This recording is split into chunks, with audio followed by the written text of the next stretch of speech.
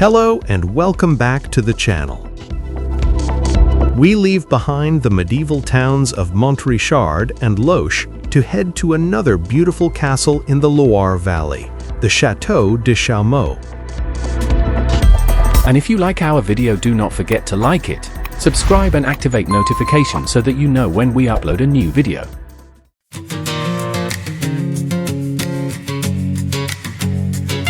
After taking advantage of the previous afternoon to visit Montrichard and Loches, we return again to the banks of the Loire River to visit the Château de Chaumont, located in a strategic place between Blois and Amboise, and whose origin is a primitive fortress built in the 10th century, intended to protect Blois from attacks by the Count of Anjou. Demolished in 1465 by order of Louis XI, to punish Pierre d'Amboise for rebelling against the king, in 1469, after the king's pardon, it was rebuilt again. In 1560, Catherine de Medici, widow of King Henry II, forced her husband's mistress, Diane de Poitiers, to leave the Château de Chenonceau, compensating her in exchange with the Château de Chaumont.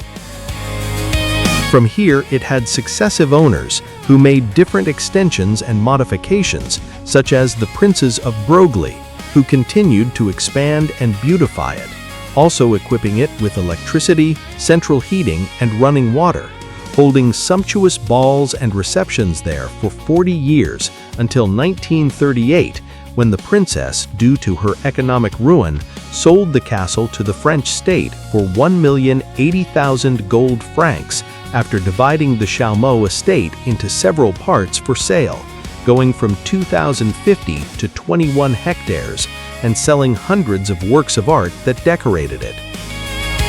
Finally, in 2007, the state transferred it to the Centre-Val de Loire region. After leaving our vehicle in the free parking lot, we head to the castle, passing by the model farm, with several buildings, initially dedicated to agriculture and livestock, and where today are the estate's administration and several rooms where you can enjoy different exhibitions of contemporary art. Crossing the so-called historic park, which we will visit on the way out, as well as the stables, we arrive at the castle, highlighting on the facade the two robust cylindrical towers through which we access the castle.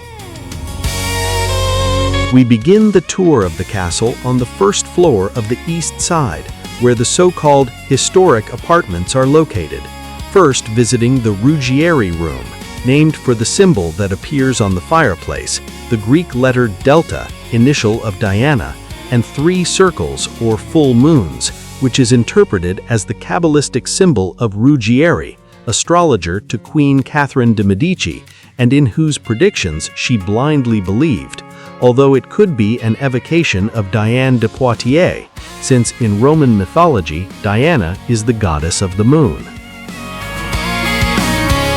We then move to the room called Catherine de Medici's room, where the Princes Broglie pay homage to this sovereign, owner of the castle in 1550, and which in the 16th century served several functions, such as dining room, bathroom, and reception room.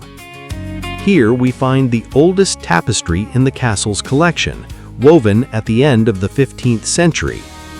We can also enjoy 78 medallions and 8 molds, made in the 18th century by the Italian artist Giovanni Battista Nini, who made these portraits with molds of baked clay in the form of medallions, portraying famous characters of his time, such as Louis XV, Louis XVI, Marie Antoinette, and Benjamin Franklin. From this room there is private access to the chapel, located 1 floor below, built at the beginning of the 15th century and restored at the end of the 19th century, and in which its beautiful stained glass windows stand out, which narrate episodes from the life of the Chaumont-Amboise family.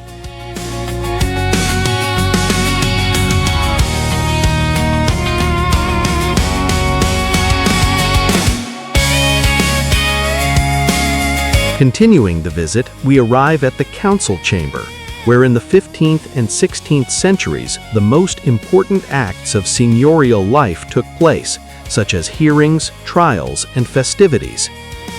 During the era of the Princes Broglie, they added a personal touch, installing the benches that run along the lower part of the walls and the polychrome coffered ceiling. We also find a series of beautiful 15th century tapestries and a lovely ceramic floor.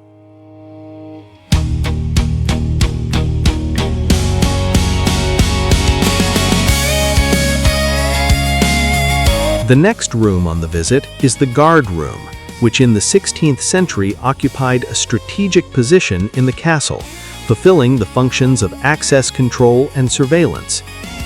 The Princes Broglie enriched the decoration of this room with the acquisition of numerous weapons from the 15th to the 19th centuries, and here we also find a safe weighing more than 250 kilograms, used by the lord of the castle to protect his archives, such as property titles or notarial deeds, and equipped with a complex opening system.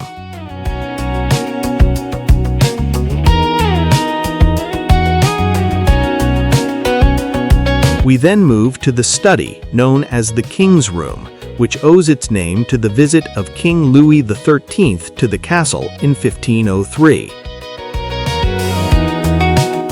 At the end of the 19th and beginning of the 20th century, it became the study reserved for the ordinary affairs of the Prince of Broglie, and is decorated with beautiful furniture of different styles and a lovely ceiling.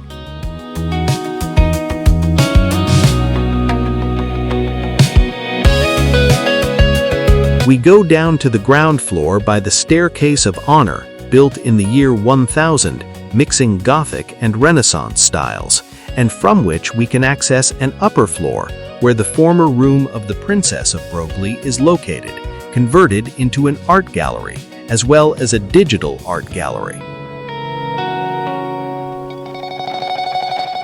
Already on the ground floor, we find the so-called private apartments, located in the south and west wings of the castle, and designed by commission of the Princes of Broglie. We begin the visit in the dining room, a large room measuring 17 meters long, located between the kitchen and the servants' pantry, decorated in the style of the 15th and 16th centuries, and in which we find a beautiful neo-Gothic fireplace, a lovely polychrome ceiling, and even a heating system under the floor.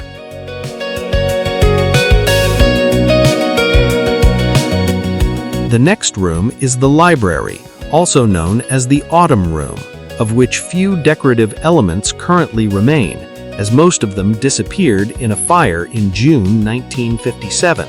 the current furniture dating from the Napoleon III era, and where we can observe a curious spiral-shaped armchair called indiscreet, which allowed 3 women to sit and converse. On one of the walls we find a portrait of the Princess of Broglie.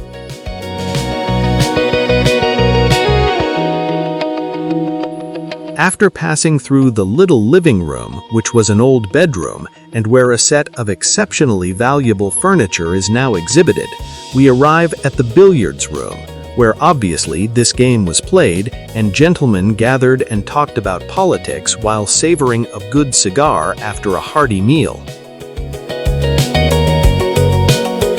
On the wall, we find 2 16th century tapestries depicting the life of Hannibal, and on the main beam of the beautiful 19th century polychrome ceiling, we find 3 views of the castle from the time of the Broglie family beautifully represented.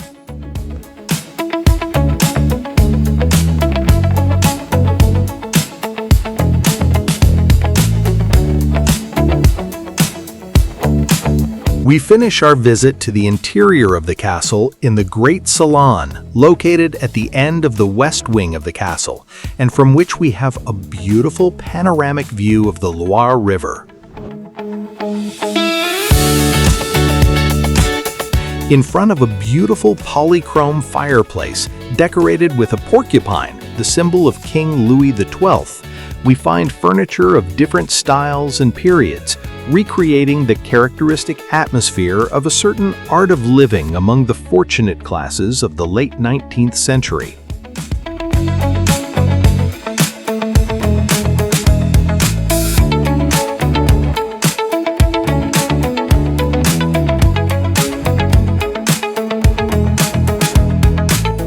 We finish our visit to the interior of the castle, we go outside, from which we can again access the chapel.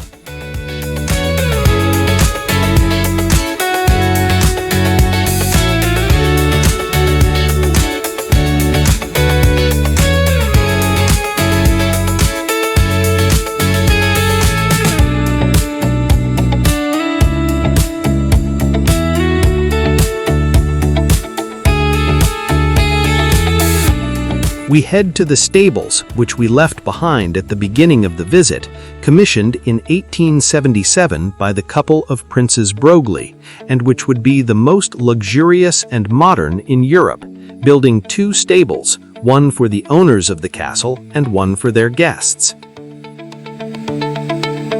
In the center of the great stable stands the hall, which in all seasons of the year offered a shelter that facilitated the work of the men, such as showering and shoeing the horses, or washing the carriages, with its clock marking the development of activities. In the stable called Half-Blood rested the so-called half-blood horses, which were the draft horses for the carriages, followed by the stables for the pure-blood horses, saddle horses intended for riding.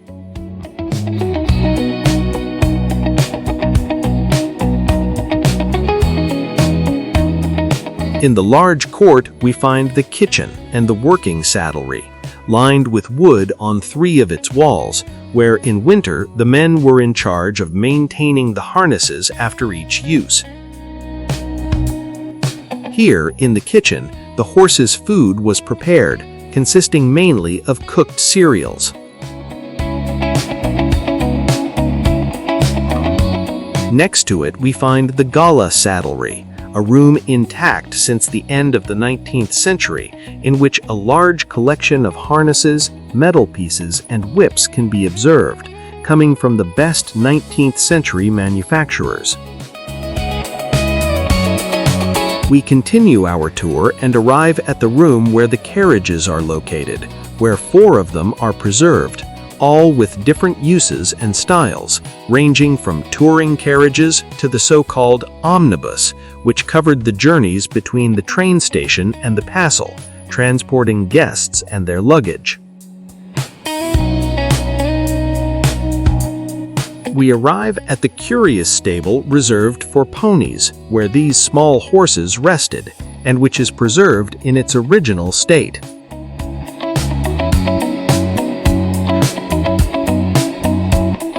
Finished our visit to the castle and the stables, we begin a pleasant outdoor walk, starting with the so-called historic grounds, a fairly recent creation in relation to the history of the castle,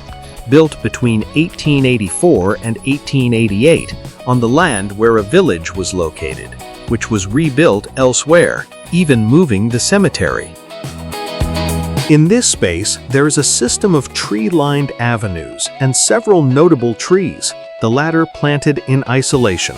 as well as several elements such as a rustic bridge, a water tank, and the curious dog cemetery, where the Princess of Broglie, an animal lover, had dogs, monkeys, cats, or donkeys buried, and it was located where the old village cemetery was. Following the route, we find 2 other green spaces, the International Garden Festival and the so-called Pré de Guadeloupe. In the first one, each year between late April and early November, you can enjoy landscape creations from all over the world. In 1992, this festival began, which promotes contemporary creation in the field of gardens and landscaping, and where you can discover the surprising ideas of about 20 winners of a prior competition. The theme is renewed each year, encouraging the creative freedom of the contestants, with more than 500 gardens created since the beginning. On the other hand, On a 10-hectare plot, there's the Pré de Guadeloupe, permanent gardens created in 2012 under the direction of a famous landscape architect, and as an extension of the festival, these landscape installations are present all year round and change color with the seasons, with the aesthetics of the different spaces linked to the great civilizations, a place we would have liked to visit, but it began to rain heavily and we had to end our visit, which we recommend, both that of the castle that looks down from above at the Loire and its gardens.